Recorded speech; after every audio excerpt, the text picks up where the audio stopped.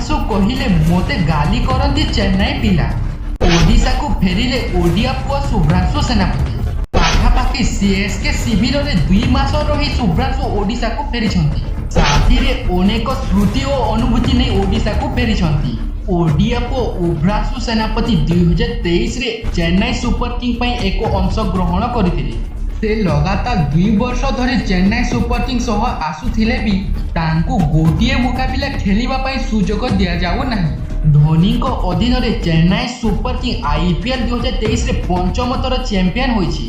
एही फाइनल मुकाबिला रे गुजरात टाइटन को 5 विकेट परास्त कर चैंपियन होइतिला चेन्नई सुपर किंग जेउथिरे दल पई संकट मोचन साजिथिले दरर स्टार ऑलराउंडर रविंद्र जडेजा।